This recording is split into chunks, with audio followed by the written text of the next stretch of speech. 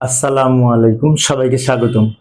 প্রিয় শিক্ষার্থী বন্ধুরা, আজকে আমি হিসাব বিজ্ঞান বিষয়ে দুঘর নগদান বইতে এই ধরনের প্রশ্ন অনেক সময় কিন্তু বোর্ড পরীক্ষায় থাকে। এই 31 তারিখে বলেছে নগদ উদ্বৃত্তের 2000 টাকা রেখে অবশিষ্ট টাকা ব্যাংকে জমা দেয়া হলো শেষ তারিখে। এটা আমরা কিভাবে সমাধান করব? দারুণ একটি প্রশ্ন। নগদ উদ্বৃত্তের 2000 টাকা রেখে অবশিষ্ট টাকা ব্যাংকে জমা দিতে হবে। তো এই লেনদেনটা আমরা নগদান বইতে কিভাবে লিখবো? এখানে বলেছে আচ্ছা, আমরা ক আগে উত্তর দিই, তো খ নাম্বারে ওটার উত্তর দিব। ক নাম্বারে বলেছে মে 31 তারিখে ব্যাংক হতে কত টাকা জমা দিতে হবে, ব্যাংকে কত টাকা জমা দিতে হবে সেটা লিখতে বলেছে। তাহলে এই 31 তারিখের লেনদেনটা আমরা খ নাম্বারের উত্তর দেওয়ার পরে লিখবো, কটা খ এর পরে করবো, তাহলে বুঝতে সুবিধা হবে।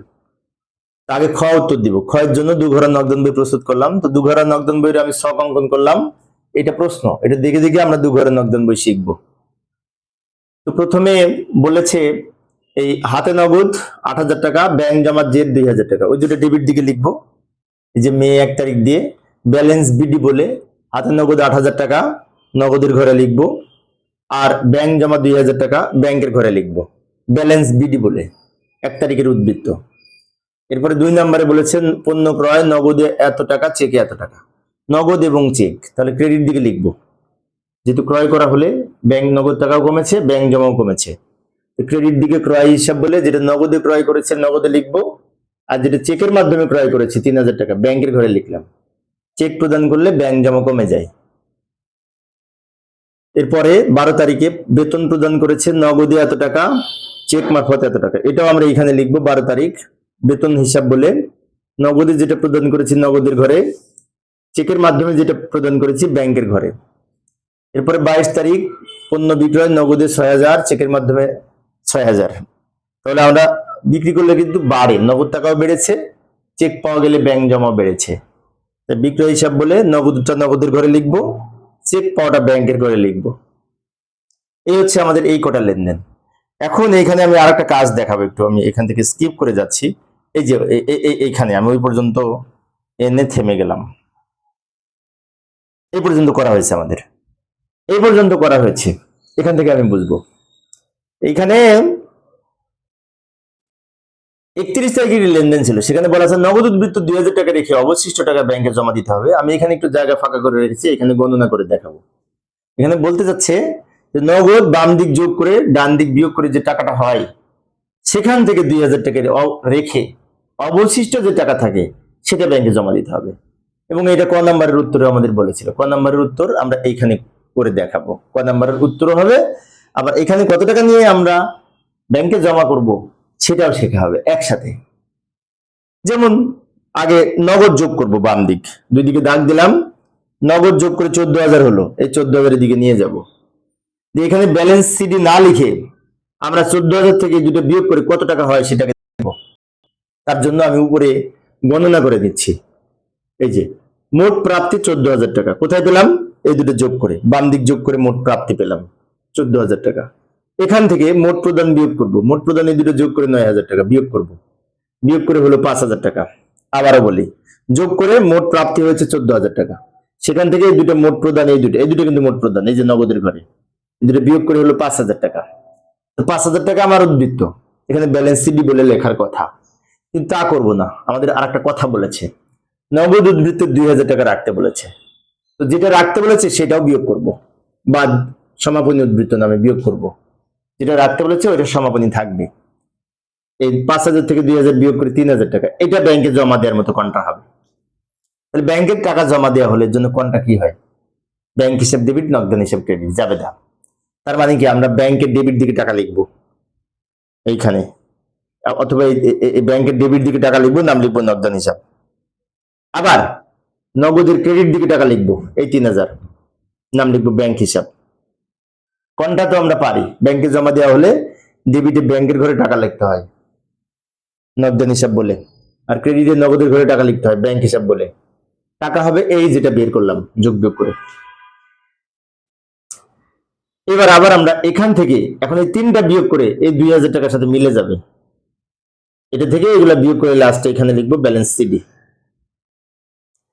এবং সবার শেষে আমরা ব্যাংকটাও যোগ বিয়োগ করবো।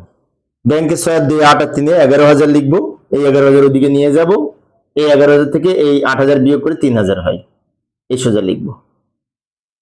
অর্থাৎ ব্যাংকের লাস্টে এটা যোগ করে এখানে নিলাম, এটা থেকে এই দুটো বিয়োগ করে এখানে লিখলাম। ব্যাংকেটা শেষে যোগ করব, কিন্তু এই নগদের এই ঝামেলাটা শেষ করে তারপর ব্যাংকে হিসাবটা করব।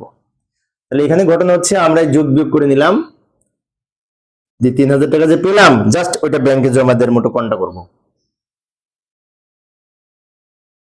এখন আমাদের ক নাম্বারে বলেছিল নগদ উদ্বৃত্ত 31শে ডিসেম্বর তারিখে কত টাকা ব্যাংকে জমা দিতে হবে, সে টাকার পরিমাণ হচ্ছে কিন্তু 3,000। তো এটা কিন্তু ক নাম্বারের উত্তরও হয় আবার।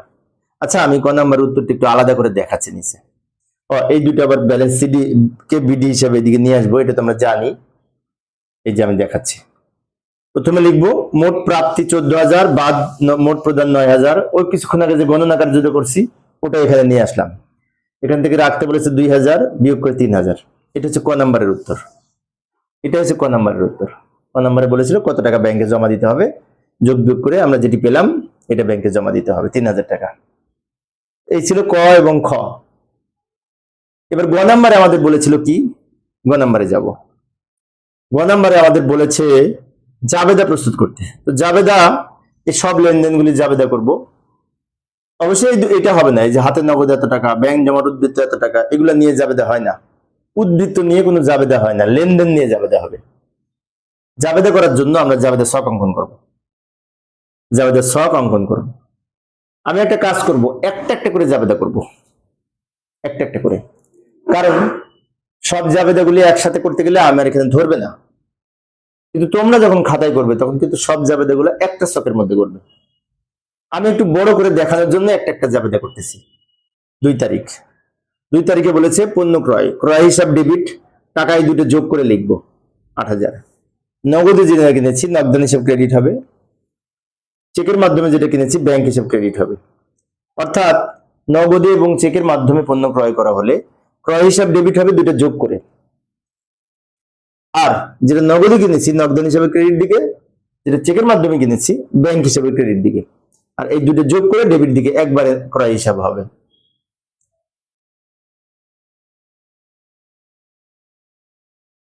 আরেকটা লেনদেন, বেতন প্রদান 4,000 টাকা নগদে, চেকের মাধ্যমে 5,000। ওই সেম বেতন হিসাব বলে একবারে মোট দুটো যোগ করে 9,000 লিখবো। আর যেটা নগদে বেতন প্রদান করেছি নগদান হিসাব ক্রেডিট 4,000 টাকা, আর যেটা চেকের মাধ্যমে বেতন প্রদান করেছি ব্যাংক হিসাব ক্রেডিট 4,000 টাকা। জাবেদা তোমরা পারবে সেজন্য আমি একটু দ্রুত বলছি, জাবেদা তো সবাই পারি আমরা। পরে আরেকটা লেনদেন, একটা একটা করে আমি দেখাচ্ছি, কিন্তু তোমরা একটা সবগুলো পণ্য বিক্রয় নগদে 6,000, চেকের মাধ্যমে 6,000।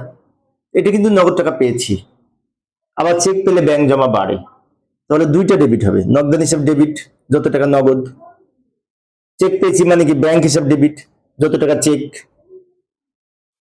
আর এই দুইটাই কিন্তু বিক্রয়, বিক্রয় আয় বৃদ্ধি পেলে ক্রেডিট, বিক্রয় হিসাব ক্রেডিট হবে, দুটো যোগ করে 12,000 টাকা। বিক্রয় হিসাব ক্রেডিট একবারে 12,000 টাকা লিখবো।